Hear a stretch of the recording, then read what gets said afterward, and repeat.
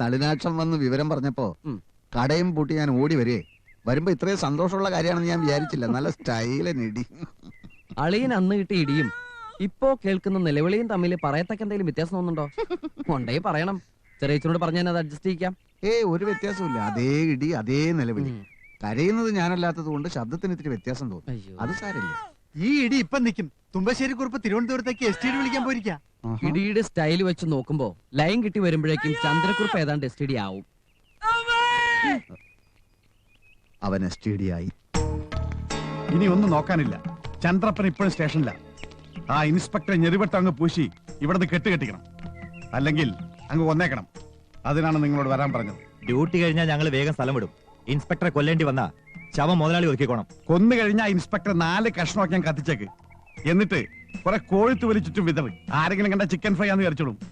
ഇതൊക്കെ ഇത്ര ഉള്ളടാ. മനുഷ്യനായി എന്നെ പോലെ ധൈര്യം